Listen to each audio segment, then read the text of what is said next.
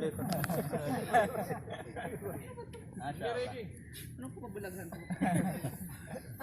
Talagang kompleto, Sheikh. Parang nasa helicopter lang. Halo? Ay. Tarik na iba? Start to Senori yan. أعوذ بالله السميع العليم من الشيطان الرجيم بسم الله الرحمن الرحيم الحمد لله والصلاة والسلام على أشرف الأنبياء والمرسلين نبينا محمد ومن تمسك بسنته إلى يوم الدين أما بعد السلام عليكم ورحمة الله وبركاته. Para mga promotion kayo na. Hindi ako sanay pag ganito mga yung ano mo para maghihiwa ng new citizen. Parang call center yan, Ustad eh. Okay mga kapatid, pumunta talaga ako dito para mamagbitan ng t-shirt. Ba't ang pinakamainam na ibinibenta natin ay walang iba kundi ating religiyon. Alhamdulillah. Wala lang presyo yun. Okay? Unang-una, pasalamatan natin ang Allah Subhanahu wa Ta'ala. Tayo ay pinagkalooban ng Allah Subhanahu wa Ta'ala ng pagkakataon. Hindi lamang sa lugar na ito o kaya sa pagkakataon na ito, kundi ang pagkakataon na walang pwedeng pumalit ay walang iba kundi ang pag-aayuno ng buwan ng Ramadan. Alhamdulillah, maraming binawian ng buhay, di ba? Na nakikita natin yan sa Facebook, sa mga notification natin. Di ba, may mga iba pinatay mula sa mga kapatid natin. May mga iba ay na-aksidente at binawian ng buhay, at ang iba naman ay nasa recovery pa, at ang iba naman ay binawian ng buhay basta lamang habang sumasagawa ng pagsamba sa Allah Subhanahu wa Ta'ala. But alhamdulillah, we are here, still alive, at sa mga bawat oras at bawat minuto na dapat natin pasalamatan sa Allah Subhanahu wa Ta'ala. Mga kapatid sa pananampalatayang Islam, ilang days na lang at ilang gabi na lang ang natitira para salubungin natin ang Eid. Alam ko na sinasabi lang ninyo na natutuwa kayo, na nalulungkot dahil Ramadan. Alam ko nagagalak kayo. Dahil Matapos na. parating na ang Eid. Tapos na kayo. Tapos ang pag-ayon. Sabi na wag ako. Okay? Kasi after ng tinatawag na Ramadan, meron tayong siyempre 6 days na Shawwal na kung saan ito ay tuturing na sunna muakkada o pinaigting na sunna ni Propeta Sallam batay sa kanyang hadith na man sama Ramadan thumma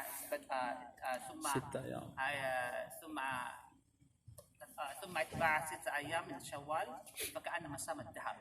Sino man ang nag-ayuno sa buwan ng Ramadan at ito ay sunundan ng 6 na araw, ito man ay sunod-sunod o ito man ay tinatawag na magkaiba-iba alternate, ay tunay na para siyang nag-ayuno entire year. Siya sa mga pamilya, mga kapatid. Subalit, bago magtapos ang Ramadan, nais kong ibahagi ang isa sa mga hadith ni Propeta Muhammad sallallahu alaihi wasallam. Kasi hindi natin alam yung mga nakaraan kung ito ba'y tinanggap sa atin ng Allah Subhanahu wa Ta'ala. Diba? Hindi natin alam kung tayo ba'y pinatawad ng Allah Subhanahu wa Ta'ala sa mga nakaraang Ramadan. Kasali na kanina, kasali na ngayon.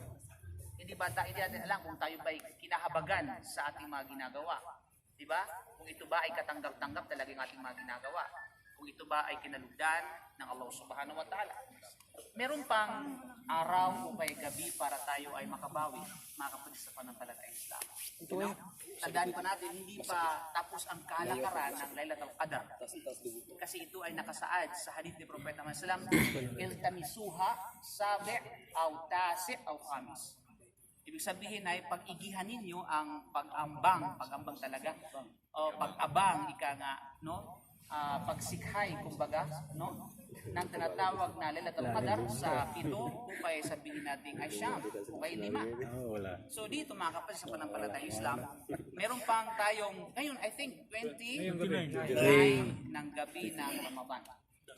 Subalit, nais ko lamang ibahagi ang isang hadith. Ito ay hadith na naisalaysay sa Al-Bukhari mula kay Usama bin mula kay Ubadah bin Samit radhiyallahu anhu. Na sinabi niya, anna Rasulullah sallallahu alaihi wasallam kharaja yukhbiru Lailatul Qadar. Sa panahon ni Propeta Muhammad sallallahu alaihi wasallam, lumabas siya sa mga tao, sa mga kamusliman, pagkatapos ay dahil ang kanyang layunin ay para ibalita at sabihin sa mga sahaba, sa mga Muslim ang tungkol sa Lailatul Qadar, yung exact night. Okay? nandun yun sa memory ni Propeta Muhammad sallallahu alaihi wasallam para, alam mo na, handang-handa na ibigay ang impormasyon kung ano bang gabi yun na dapat tayinan. Ibig sabihin ay tukoy na gabi. Subalit mga kapatid sa pananampalatayang Islam, okay, ano nangyari mga kapatid? Bakit nakarating sa atin at itinturo sa atin na we don't have any idea? Diba kung kailan ba ito talaga darating ang Lailatul Qadr? Because of that situation. Ano ba mayroong situation na yaon? Okay? Fatalaha rajulan. Yani, di ma'ana, tanakasa rajulan. Nangangahulugan ay yung dalawang sahaba ay nagkaroon ng arguments.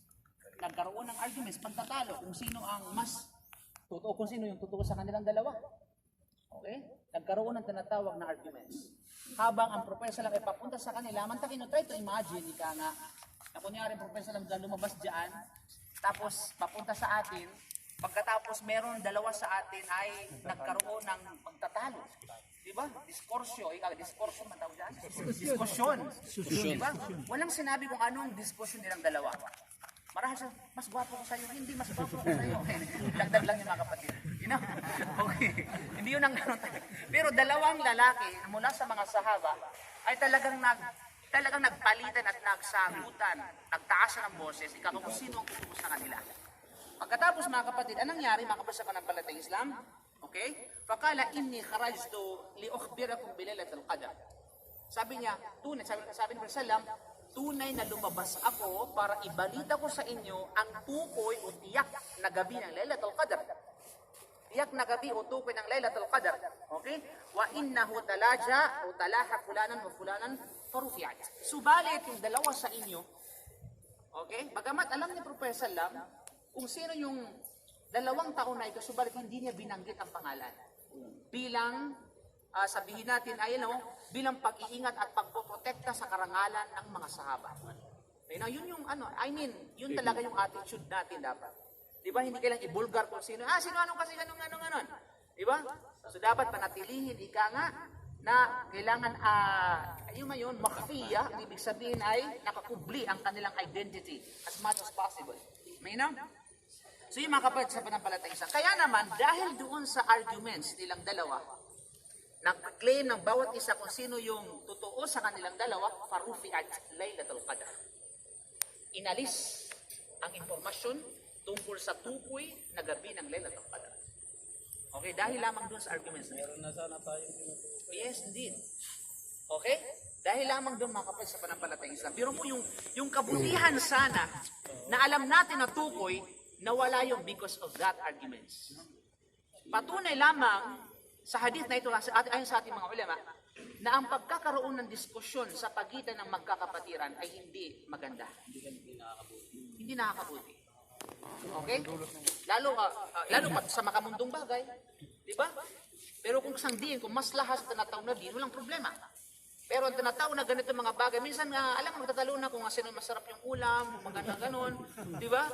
Mga bagay na magaling ako sa iyo bro kasi shooting 3 points na mga ganun-ganon. Wala sa mga basketball ninyo, mga kapatid sa pananampalatayang Islam. So wag na wag, lalo pa kayo sa basketball, I think minsan hindi maiiwasan yung tinatawag na arguments. Di ba? Subhanallah. Huwag natin hayaan na masisira yung tinatawag na kabutihan natin ng dahil lamang doon. Especially nowadays, we are facing the politics issue. Right? Yung mga batuhan sa social media ngayon, mga kapatid, tapos lahat political analysts. Di ba? Mashallah, lahat lawyer. Mga Muslim ngayon sa panahon, mashallah, tabarakallah. Tapos niya, lockdown na naman. Graduate ka pa din ng political science. Dapat ito yung ibuto natin. Hindi dapat ibuto yan. Ito yung dapat ibuto natin. Nag-away na ngayon. Until now, ika nga, sa gabing ito, sa kasalukuyan, ongoing pa rin at trending pa rin ang bangayan sa social media sa pagitan ng mga Muslim. Nang dahil lamang sa politika. Dahil lamang sa makamundong bagay, siya-siya, at iba pang mga bagay, mga kapatid, na walang kinalaman sa din. Malinaw? Subhanallah, hindi nila napagtatanto na yung ginagawa na yun ay maaaring masira sa kanila ang tinatawag na Lailatul Qadr. Magiging walang kwenta yun. Tingnan niyo yung nangyari sa dalawang sahaba. Sahaba na yun, Sahaba na yun, subhanallah, kasama ni Propeta Muhammad sallallahu alaihi wasallam. Pero dahil sa kanilang ginawa, inalis ang impormasyon sa pagtukoy ng Laylatul Qadr. Okay? Ano nangyari mga kapatid? Dahil ito yung chance ng syaitan na ipalimot kay Propeta Muhammad sallallahu alaihi wasallam ang tinatawag na impormasyon na ibibigay sana sa atin patungkol sa pagtukoy ng Laylatul Qadr. Tinam, wa asa an yakuna khairan lakum. Dahil dito sinabi ng Sallam, marahil nangyari ito dahil merong mas higit na mabuti para sa inyo. Okay? Ano yung kabutihan nito mga kapatid? Dahil dito sinabi ni Propeta Sallam, iltamisuha fi sab'i wa tasi' wal khamis. Kaya naman magpunyagi kayo sa pag-ambang o kaya sa paghangad ng Laylatul Qadr sa tinatawag na 7 o kaya siyam o kaya tinatawag na 5. So dito binanggit ang bilang na 7 muna kaysa tinatawag na siyam. O, kaya sabi ng ibang mga scholar na mas malapit ika nga sa ikapitong gabi ng huling 10 araw ng gabi ng Ramadan. 20%. Which yun yung 27th. Okay? 27. Subalit, after na siniyasat ng mga scholar ang iba't ibang narration ng hadith na pagtanto nila na ito ay hindi lamang sa 27th, ika nga, hanggang magunaw ang mundo, hindi sa 27th lamang ng gabi darating ang Laylatul Qadr, bagus maaring ito ay lumipas sa 29th, o kay lumipas sa 25th, o kay 23rd, o kay 21st. Kaya, wag natin, nasabihin natin, i-determinasyon natin, sabi niya, ay, so, bakit ka pa nag-ano? Tapos yung Laylatul Qadr ng 27, tapos na doon. Ano ba din siya Jibril sa'yo para sabihin yun? Okay? Walang ganun. Mga kapatid, walang ganunan, pare. So, ibig sabihin, ito ay palipat-lipat ng tinatawag na gabi sa huling gabing ng tinatawag na Laylatul Qadr. Yes. No, isa lang. Okay? Huwag mong paramihin yun. Isa lang yan. Exactly. Good question yan, mga kapatid. Diba? So, isang beses lamang yan po sa loob ng Ramadan mangyari at tinatawag na pagbaba ng Laylatul Qadr. Okay? Kaya lamang mga kapatid, hindi natin alam. We have no idea even a little, ika nga, kung lumipas na ba o kaya nangyari na ba ang Laylatul Qadr o kaya hindi pa, baka ngayon sa gabing ito, inshallah subhanahu wa ta'ala. You know? We have no, wala talaga yung eksaktong idea talaga. Subalit ganun pa man, ang punto dito, binibigyan tayo ng chance ni Propeta Muhammad sallallahu alaihi wasallam at saka ng Sharia ng Allah subhanahu wa ta'ala. Ito yung kabutihan. Ito yung sallallahu alaihi wasallam na fala'allaka yakuna khairan lakum. Baka marahil ito yung nakakabuti sa inyo. Kasi bakit? Kasi kapag tukoy kasi, itinukoy ng Sharia o tiniyak ng Sharia yung gabi na tinatawag na Laylatul Qadr, baka doon lamang tayo mag-rely. At hindi tayo magpupunyagi sa ibang gabi o sa ibang tinatawag na araw. Diba? Yun ang purpose dito mga kapatid sa pananampalatayang Islam. Kaya, marahil mga kapatid, no? Nasawa na sana, ito ay payo ko sa aking sarili, ganyan sa atin lahat. Na pag-ibayuhin natin. Alam natin ang fadila, ang kainaman ng Laylatul Qadr, hindi nalingid sa atin yan. Every time naririnig natin yung lecture na yan. Diba? Khairun min alfi shahr. Mas mainam pa sa 1,000 buwan na ito ay katumbas ng 83 years and 4 months. At walang sino man sa atin ang nakaabot ng ganung edad na 83 years and 4 months. Ang iba nga ay 50 hanggang 50 lang. Maswerte na yun. Diba? Iilang lang mga kapatid sa pananampalatayang Islam. Okay, granting ika nga ay ikaw ay pinagkaluban ng 83 years. Huwag mong sabihin na 83 years kang gumawa ng pagsamba sa Allah. Come on. Okay. Walang ganunan. Walang tao na straight. Sinamba niya ng walang patid ang Allah subhanahu wa ta'ala. Ni minsan ba hindi ka lumabag sa iyong buhay? Sa Allah subhanahu wa ta'ala. Okay, we are a human being, dude. Okay? Sabi, kullu bani Adam khata'u wa khairu khata'in at-tawwab. Lahat ng anak ni Adam ay nagkakamali at ang pinakamainam sa nagkakamali ay magbalik loob sa Allah subhanahu wa ta'ala. So mga kapatid, baka marahil na sa gibing ito hindi mo alam na ito ang Laylatul Qadr. Baka marahil ikaw ay patawarin ng Allah subhanahu wa ta'ala. Baka marahil ikaw ay kahabagan ng Allah subhanahu wa ta'ala. Baka marahil yung mga ginagawa mong tinatawag na ibadah, even a single ibadah, ma-carry out yung lahat ng mga ibadang nagawa mo noon because of your good intention sa gabing ito, inshallah subhanahu wa ta'ala. Kaya mga kapatid, wag natin sayangin yung mga chance ika nga na binigay sa atin ng Allah subhanahu wa ta'ala. Okay, I mean, naglalaro kayo mamaya, but try to think, ika nga, try to avoid anumang nakakasira na inyong tinatawag na kapatiran, ng inyong din, at higit lalo ng Laylatul Qadr. Diba? Baka marahil ay dahil diyan ay magiging invalid yung ating tinatawag na sabihin natin ano. Now, gusto ko lang ma-insert yun mga kapatid sa pananampalatayang Islam. Bakit ito nagiging sabihin natin nagkakaroon ng sinabi ng mga ulama na kung saan ay yung pagtatalo-talo ng mga dalawang sahaba na ito, okay? Yung munakasya na nangyayari sa dalawang sahaba na ito, sinabi ng ating mga ulama na kung saan ito ay madhuma. Ibig sabihin ito ay di kaaya-aya. Okay? Ito ay hindi ka puri-puri. Okay? Now, minsan alam natin, meron tayong arguments minsan dahil lamang sa ulam, alam mo yun, dahil lamang sa tinatawag, ngayon sa politician, ika nga, iba sa BBM, yung isa is Lini, yung isa ay maka-isko, yung isa ay makatinatawag na Pacquiao. Di ba? Pinagtatalunan ikaw kung sino ang mas mahusay, kung sino mas magaling, kung sino magnanakaw, ano sa salita. Di ba? Subhanallah. So, admitted tayo mga kapal sa pananampalatayang Islam. Okay? Kaya naman, sinabi ng ating mga ulama, nagiging ito ay madhuma dahil sa nangyari nga na sila, yung dalawang sahaba na ito, na sila ay nagtatagisan ng kanilang boses at nag-aangkinan ng katotohanan, kaya sila ay nagkaroon ng napakalaking arguments na nasanhi ng hindi pagtukoy ng Lailatul Qadr dahil kaharap nila ang Propeta Muhammad sallallahu alaihi wasallam. Kasama nila ang Propeta Muhammad sallallahu alaihi wasallam. Ang ibig sabihin nito mga kapatid, dahil ipinagbawal sa mga sahaba, hindi lamang sa mga sahaba, maging sa atin, mas taasan pa natin ang boses kaysa boses ni Propeta Muhammad sallallahu alaihi wasallam. Ano bang sabi ng Allah sa Quran? Ya ayyuhalladhina amanu, la tarfa'u aswatakum fawqa sawtin nabiy, wa la tajharu kajahri ba'dikum li ba'din an tahbata a'malukum wa antum la tash'urun. Sabi ng Allah Subhanahu wa Ta'ala, o kayong mga mananampalataya, wag na wag ninyong taasan ang mga boses ninyo na kaysa sa boses ng Propeta Muhammad sallallahu alaihi wasallam. Huwag ninyong mas taasan. Nowadays, wala sa harap natin ng Propeta sallam, kailan maging applicable yung tinatawag na rulings na ito sa mga ulama? Of course, sa mga ulama. Okay? Mashallah tabarakallah, sa Facebook ngayon, mas magaling pa itong kaysa nakapag-aral. Di ba? Ito to. Di ba? Subhanallah. Yung pinag-aralan ng mga ulama na halos 8 years, 10 years ang kanilang memorization ng banal na Quran at pagkatapos yung tinatawag na Sahih Bukhari, halos ma-memorize ang Sahih al-Bukhari. Tapos darating yung sipulano, tapos sabi, mali ka. Okay? Hindi naman nag-aaral. Amen na. Mali ka. Okay? Wala akong pakialam kung ustaz ka pa, sheikh ka pa. Mali ka. Yung mga kapatid, nakakatakot yun.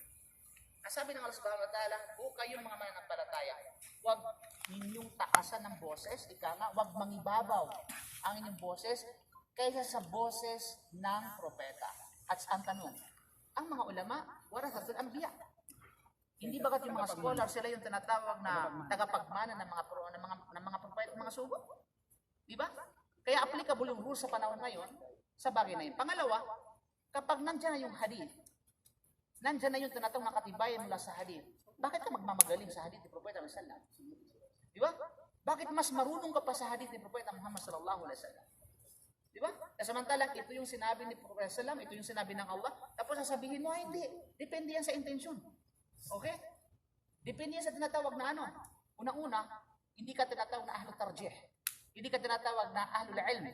Okay? Hindi ka tinatawag na sabihin natin na, alam mo yun, yung nakapag-aral, alam yung mga batas at iba pa. Diba? So alam ng bawat isa dapat kung ano yung ating posisyon at kung saan dapat tayo ilalagay ang ating mga sarili.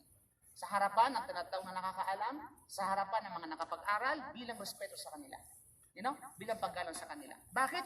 Kapag ginawa niyo yung makapal sa pananampalatayang Islam, ano sabi ng Allah? Ya ayyuhalladhina amanu, la tarfa'u aswatakum fawqa sawtin nabi, wa la tajharu kajahri wala tajharu bil qawli kajahri ba'dikum li ba'd. Okay? Yung hayagan kumbaga. Okay? Na parang tayo mag-usap sa isa't isa na alam mo yun sa kasapawan ng boses, di ba? Tapos yun, alam mo na yung katotohanan, sasapawan mo yung katotohanan, di ba? Yun mga kapatid sa pananampalataya. Bakit? Dahil kapag ginawa natin yan, ay magkakaroon na hindi nyo namamalayan, masisira ang inyong mga gawain. Masisira ang inyong mga gawain, magiging invalid ang inyong mga gawain. Na hindi nalalaman. Di ba? Sa pakikipagtalo mo sa mga scholar, na alam mo naman na wala kang kapasidad, di ba? Maaring tinatawag na mawala ang iyong mabuting gawain. At yan ang katotohanan. You know? Okay. Now, meron isang kwento bago natin tapos mga kapatid. Nangalalay na ako eh. Hindi ako sanay ng ganito sa akin. Okay. Kayo po ano? Ayaw mo maghirap po kayo sa iba. Bihira yung paldabaw po.